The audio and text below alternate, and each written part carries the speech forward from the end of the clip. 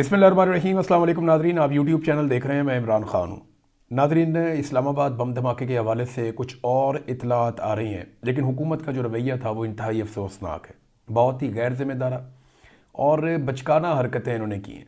कभी मीडिया को दबाव डाला जाता था कि इसके बारे में कवरेज ना करें, कभी मीडिया को रोका गया कि आप इसकी खबर ही ना दें, कभी मीडिया को ये कहा गया कि जनाब आप लाहौर की बसंत के ऊपर फोकस करें, कभी जो है वो मीडिया को ये भी कहा गया कि आप इसको रावलपिंडी के मजाफात कहकर पुकारें, इस्लामाबाद का वर्ड इस्तेमाल ना करें।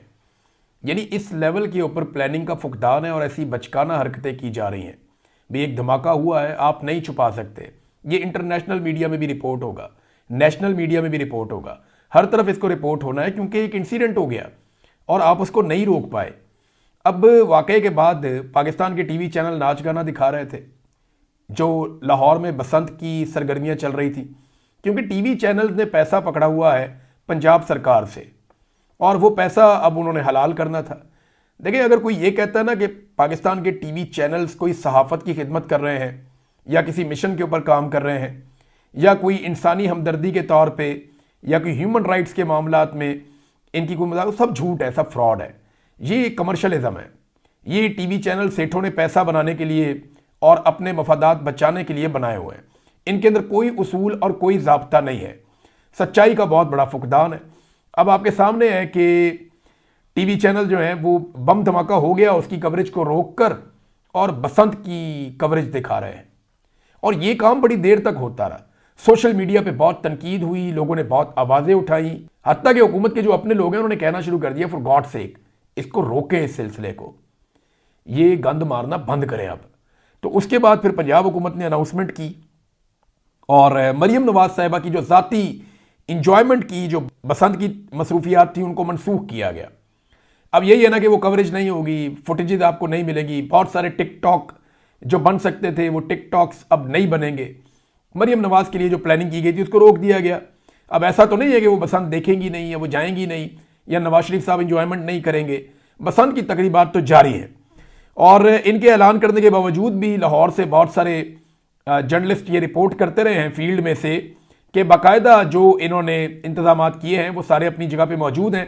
जहाँ जहाँ पे म्यूज़िकल प्रोग्राम्स थे वो चल रहे हैं और सारी चीज़ें वैसे ही हो रही हैं। दो बड़ी मायूस कुन चीज़ें हुई हैं जो लोग बसंत मनाने के लिए लाहौर में हैं, उनके हवाले से मैं आपको बता दूँ। एक तो ये कि गरीब आदमी इस बसंत से मुकम्मल तौर पर आउट है। अब 800 रुपये का 1000 रुपये का गुड्डा मिल रहा है, लोग खरीद ही नहीं पा रहे, ब्लैक के अंदर बिक रहे हैं। और गरीब आदमी की तो इतनी पहुंच ही नहीं है। गरीब आदमी तो 500 रुपये का गुड्डा भी नहीं खरीद सकता। वो कोई कट के आ जाए किसी का तो लुट के उसको उड़ा ले तो वो अलग बात है। जो डोर का पिन्ना है वो एक अलग ही ब्लैक मार्केट बनी हुई है, लोग खरीद ही नहीं सकते, उनकी पहुंच से बाहर है। वो 2 पीस का पिन्ना है, वो इतना महंगा हो गया कि लोग आज मुझे बता रहे थे कि 12,000 से शुरू होकर 15-20 हज़ार तक चला जाता है। जिसका जो दिल करता है वो प्राइस ले लेता है। बल्कि एक मेरे दोस्त से बात हुई, उन्होंने कहा जी जब कहीं से भी डोर आपको ना मिले ना तो थाने से जाके ले लें। तो जो पुलिस वाले हैं उन्होंने जो पकड़ी हुई है वो भेज देते हैं, कोई गुड़ियाँ, कोई डोरें, कोई ऐसी चीज़ें, वो किसी से पकड़ते हैं, किसी को बेचते हैं। तो ये धंधा भी वहाँ पे चल रहा है। बहरहाल, एक तो गरीब आदमी इस बसंत से बाहर है। बहुत सारी छतों से लोगों ने वीडियोज़ बनाई और उन्होंने बताया कि गुड़ियाँ उड़ती हैं, कुछ इलाकों में उड़ भी रही थी, यानी इचरे के इलाके में गुड़ियाँ उड़ रही थी। कुछ अंदरून शहर में कुछ एरियाज़ हैं जहाँ थोड़ी बहुत गुड़ियाँ उड़ रही थी, लेकिन जो बसंत का असल रंग होता था वो एक लम्हे के लिए भी अभी तक नजर नहीं आया। उसकी वजह यह है कि वो जो पूरी एक नस्ल थी जो गुड़ियां उड़ाती थी वो बीच में से निकल गई। अब ये जेंजी है, ये नई नस्ल है, इनको इतना पतंगबाजी का पता ही नहीं है, ना इन्हें पतंग उड़ानी आती है, तनावें डालनी भी नहीं आती, तो ये पतंग बेचारे कैसे उड़ाएंगे। तो ये तो एक ऐसा खेल है कि लगातार अगर आप खेलते रहें तो आपको इसमें महारत हासिल होती है। ये ऐसा नहीं है कि आप अचानक एक दिन उठेंगे और उठ के आप पतंग उड़ा देंगे। ये पूरा एक फन है, पूरी एक महारत है जो इसके अंदर होती है। बहरहाल, हवा भी नहीं चल रही, थोड़ी देर हवा चलती है फिर बंद हो जाती है, चलती है फिर बंद हो जाती है। लोग उसकी वजह से भी बड़े मायूस हैं। तो कुछ जगह पे कुछ पतंगबाजी हुई है, लेकिन वो पैमाना नहीं है, यानी जो बसंत लाहौर में होती थी उसका 10-15% भी नजर नहीं आया। जो लोग वाकई में गुड्डी उड़ाने वाले हैं, मेरे पुराने दोस्त हैं जो लाहौर में बसंत के प्रोग्राम करते थे, मैंने जब उनसे बात की उन्होंने कहा नहीं जी नहीं, जो एक्चुअली बसंत का रंग होता था या आसमान के ऊपर पतंगे आती थी वो माहौल नहीं बना। यानी एक दौर ऐसा था समझ नहीं आती थी कि इसकी पतंग कहाँ से आ रही है, इतनी ज़्यादा पतंगें, गुड़ियाँ ये हवा के अंदर होती थी। अब वो नहीं है, वो उस तरह वाला माहौल बना नहीं, क्योंकि लोगों के पास इतना पैसा ही नहीं है। जो अमीर अमीर लोग हैं, जो अलीट क्लास है, वो छतों के ऊपर खड़े होकर उन्होंने सिक्योरिटियाँ खड़ी की हुई हैं, वो किसी को ऊपर आने नहीं दे रहे, वहाँ पे वो बसंते मना रहे हैं। जो गरीब लोग हैं वो तरस रहे हैं और बस छतों के ऊपर बैठ के तमाशा देख रहे हैं। और ऐसा कुछ भी नहीं है, लोगों के पास छोटा सा एक एंटरटेनमेंट का जरिया बना था, लेकिन ये अफसोसनाक वाक़या जो हुआ इसने पाकिस्तानियों के दिल बुझ गए, बड़ी तकलीफ हुई पाकिस्तानियों को। अब इसके बारे में कुछ इतलात आई हैं, जो दहशतगर्दी का वाक़या हुआ इस्लामाबाद में। ये यासिर खान नाम का शख्स है जी, जिसने ये दहशतगर्दी का हमला किया है, और इसके बारे में जो इतलात हैं वो मेरे पास मैं आपके साथ शेयर कर लेता हूँ। इस बंदे के कुछ घर वाले गिरफ्तार भी हो गए हैं, और इस्लामाबाद इमाम बारगाह में खुदकुश हमलावर के घर पर छापा मारा गया है। छापा के दौरान खुदकुश हमलावर की वालदा और 2 भाई जो हैं वो गिरफ्तार कर लिए गए हैं। 26 साल इसकी उम्र थी खुदकुश हमलावर की, और इसकी शनाख्त यासिर खान के नाम से हुई है। इसका एक आईडी कार्ड भी मिला है, सारी मालूमात वहीं से मिली है।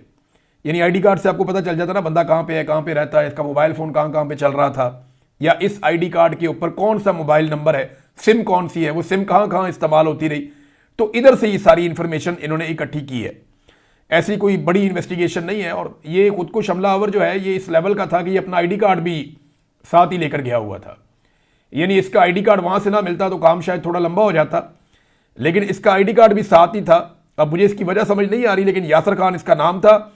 इसके वालिद का नाम बहादुर खान है दस्तावेजात के मुताबिक, और ये रहने वाला 4 सद्दा रोड मोहल्ला अब्बास कॉलोनी का है, और जो इसका आर्जी पता लिखा हुआ है वो पेशावर का है, और इसका शनाख्ती कार्ड भी मिला है, और दीगर कागजात भी धमाके वाली जगह से बरामद हुए हैं। ये बहुत अजीब बात है, इससे पहले कभी ऐसा होता नहीं था।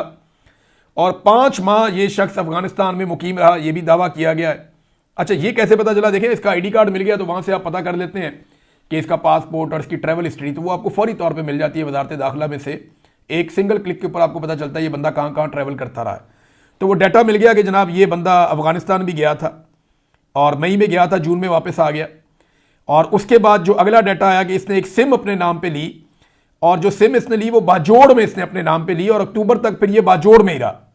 यानी जून से लेकर 27 जून गालिबन, तब से लेकर ये अक्टूबर तक ये बाजोड़ के अंदर रहा। फिर ये नौशहरा आ गया, और उसके बाद 2 फरवरी को ये इमाम बारगाह की रैकी करने के लिए गया। ये पुलिस के दराये ने बताया। देखिए, रैकी करने का भी ऐसे पता चला कि उसका मोबाइल फ़ोन ऑन था ना।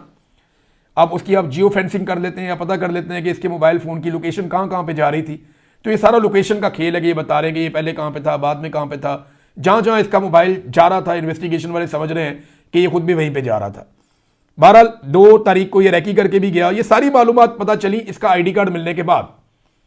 धमाका होने से 1 लम्हा पहले तक पाकिस्तान की इंटेलिजेंस एजेंसीज को बिल्कुल कोई इल्म नहीं था कि कोई खुदकुश धमाका प्लान हो गया है, या किसी इमाम बारगाह पे मस्जिद में कोई धमाका करने का कोई प्लान है किसी का, या इस तरीके का एक धमाका किया जाएगा। कुछ इतलात के मुताबिक इसको रोकने की कोशिश की गई, फिर फायरिंग हुई, और उसके बाद ये शख्स पिछली सफ़ों में दाखिल होकर इसने अपने आप को बम धमाके से उड़ा लिया। अब ये इस्लामाबाद पुलिस की एक बहुत बड़ी नाकामी है, और पाकिस्तान की इंटेलिजेंस एजेंसियों की भी बहुत बड़ी नाकामी है, लेकिन अभी तक किसी ने भी इसकी जिम्मेदारी कबूल नहीं की। यानी पाकिस्तान की एजेंसियों में से किसी शख्स ने यह नहीं कहा कि मैं, क्योंकि इसको अपनी रिस्पॉन्सिबिलिटी समझता हूं, या इस्लामाबाद पुलिस में से किसी ने अभी तक ये नहीं कहा कि मैं इसको अपनी जिम्मेदारी समझता हूं, मैं नाकाम हो गया लोगों का तहफ़्फ़ुज़ करने में, लिहाजा मैं अपनी सीट से इस वक्त इस्तीफ़ा दे रहा हूं। किसी ने भी इतनी जरूरत का मुजाहरा नहीं किया। ये सारे जानते हैं कि नौकरी के अंदर मौजें ही बहुत हैं, यहां तो मौजें ही मौजें, और जिम्मेदारी है कोई नहीं, ना कोई आपको पूछ सकता है, और सब ने इतनी ज़्यादा सियासी खिदमात सर अंजाम दी हुई हैं कि किसी से आप जवाब तलबी कर ही नहीं सकते।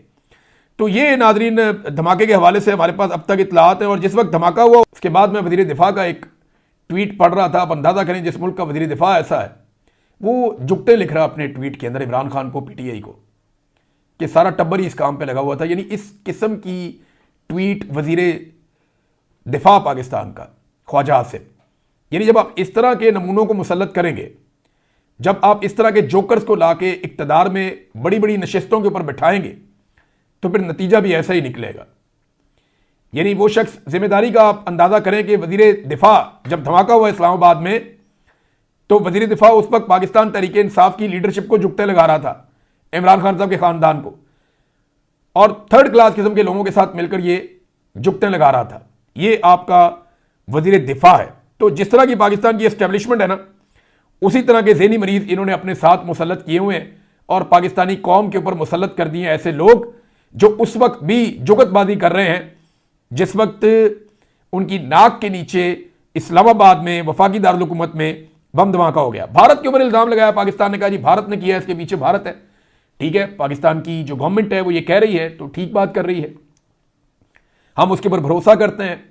लेकिन अब करना क्या है, सवाल ये पैदा होता है, क्या भारत को आप सिर्फ यही सजा दे सकते हैं कि हम उनके साथ क्रिकेट नहीं खेलेंगे?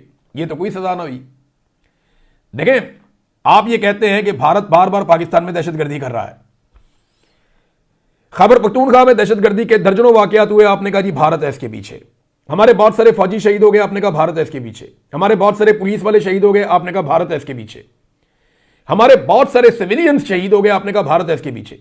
हमारी पूरी की पूरी जाफर एक्सप्रेस ट्रेन यरगमाल बना ली गई, ट्रेन ही गवाह कर दी गई, आपने बताया कि जनाब इसके पीछे भारत है। आपके बार बार शहरों के अंदर नाके लगा के वहां पे सड़कों पे गाड़ियों को रोक के मुसाफिरों को उतार कर कत्ल किया गया, आपने कहा कि भारत है इसके पीछे। इससे पहले इस्लामाबाद में धमाका हुआ, आपने कहा भारत है इसके पीछे। आज खुद कुछ धमाका हुआ, आपने कहा भारत है इसके पीछे। 12 के करीब शहर जो है बलूचिस्तान के, वहां पे दहशतगर्द आए, दंदनाते रहे और उन्होंने तबाही फेर दी, आपने कहा भारत है इसके पीछे। क्या इतना सारा कुछ जो आप कह रहे हैं कि भारत है इसके पीछे, उसकी सजा आपने ये दी है कि जाओ हम तुम्हारे साथ क्रिकेट का मैच नहीं खेलते? बस इतना ही था। भारत ने पाकिस्तान का पानी रोका हुआ है, सिंतास मुआहदे की खिलाफ वर्जी कर रहा है। इस वक्त किसानों को पानी की किल्लत का सामना है और हम कुछ भी नहीं कर पा रहे। यानी भारत जब आपके ऊपर एलिगेशन लगाता है, इल्जाम लगाता है, तो फिर वो उसके ऊपर एक्टिविटी करता है। पाकिस्तान ने एक्टिविटी क्या की है? क्या इंटरनेशनली पाकिस्तान कहीं पे गया है, या पाकिस्तान ने भारत के साथ कोई इस मामले के ऊपर बातचीत आगे बढ़ाई है, या पाकिस्तान ने कहीं आलमी सतह पे सबूत पेश करके भारत को बेनकाब किया है? देखिए, खाली इल्जाम लगाने से तो भारत की सेहत में कोई फर्क नहीं पड़ता। वो करता रहेगा, आप कहते रहेंगे, वो करता रहेगा, आप कहते रहेंगे। आपको इसके ऊपर एक्शन लेना पड़ेगा। आप क्या एक्शन लेंगे ये आपके ऊपर डिपेंड करता है। देखिए, अगर तो भारत ये कर रहा है तो ये हमला है ना पाकिस्तान के ऊपर। आप ये कहते हैं कि भारत पाकिस्तान के अंदर बार बार खून रेजी करवा रहा है, तो ये पाकिस्तान के ऊपर एक तरह का हमला है ना। इस हमले का जवाब आप क्या दे रहे हैं? सिर्फ क्रिकेट मैच ना खेल कर, तो ये तो कोई जवाब नहीं है। अब नाजरीन, ये जो बसंत की सरगर्मियां मनसूख की हैं मरियम नवाज ने, अपनी जाती बसंत तो चलती रहेगी। अब ये देखें, इसको मैं एक तरह से अप्रिशिएट भी करता हूं कि कम से कम उन्होंने ये जरूर किया।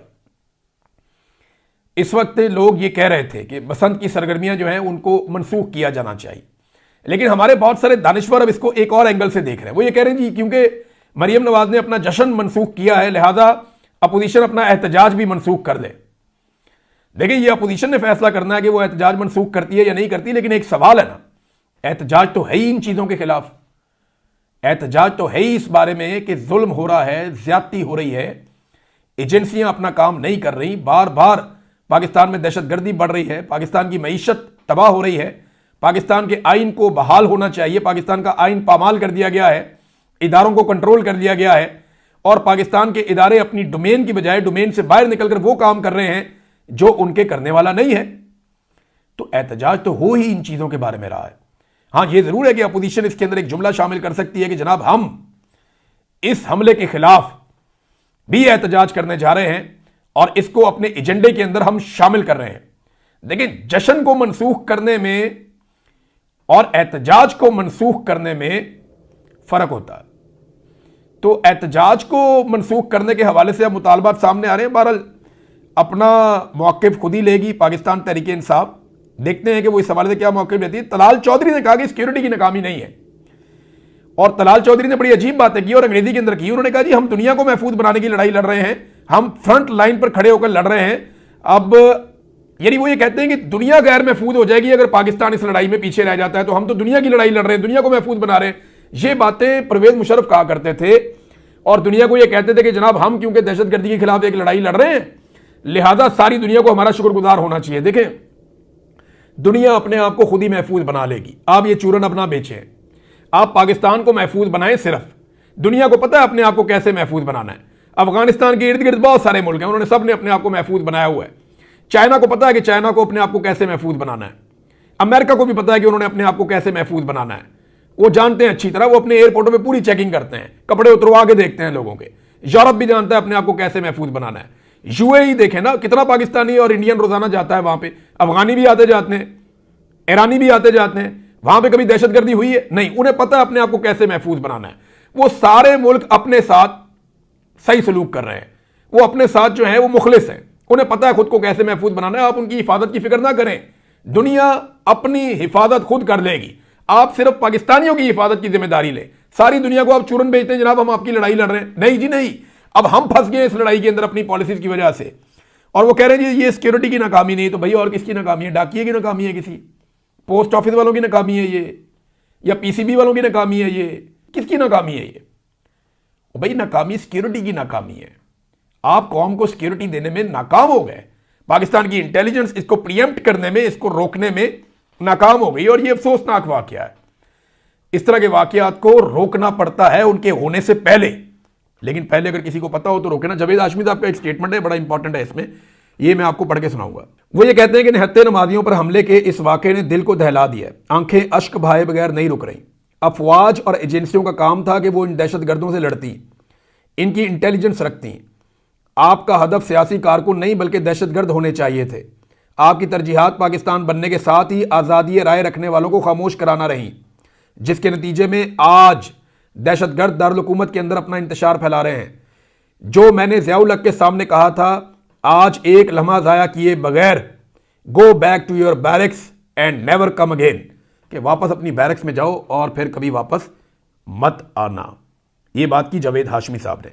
अब आ जाए नाजरीन, इमरान खान साहब के टेस्ट के हवाले से उनके डॉक्टर ने स्टेटमेंट दिया है।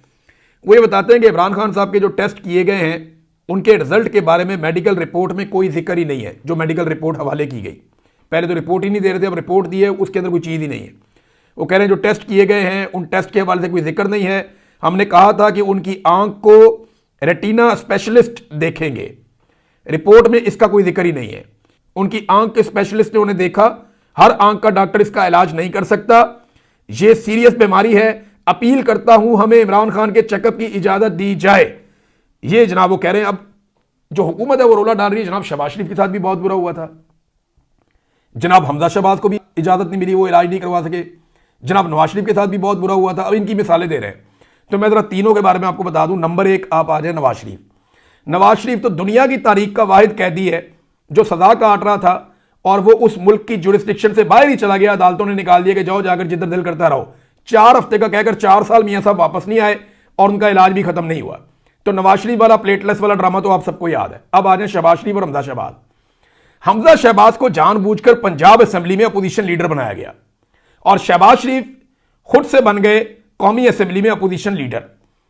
और ये जब भी इनका दिल करता था, ये कौमी असेंबली का इजलास जो है वो बुलवा के, या सूबाई असेंबली का, ये फौरी तौर पे पहुंच जाते थे और वहीं पे रहते थे कई दिन।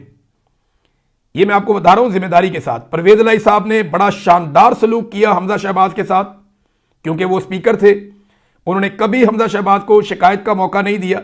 वो हमेशा हमजा शहबाज को फैसिलिटेट करते थे और इनको उनका शुक्रिया हमेशा अदा करना चाहिए।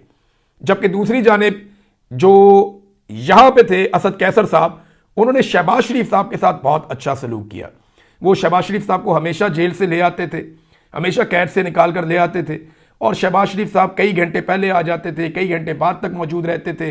वो पार्लियामेंट के अंदर लंबा लंबा टाइम गुजारते थे और पूरा पूरा सेशन बाहर रहते थे ताकि उन्हें किसी किस्म की तकलीफ ना हो। तो इन लोगों ने तो ऐसे जेलें काटी हैं, इनको तो प्रॉब्लम ही कोई नहीं हुआ।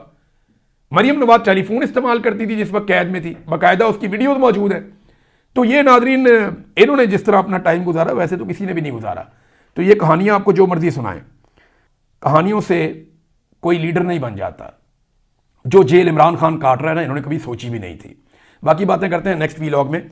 और हाँ, मैं आपको नाजरीन बता दूं कि आज हमारा प्रोग्राम है लंदन में, और ये प्रोग्राम का आप इश्तिहार देख रहे हैं।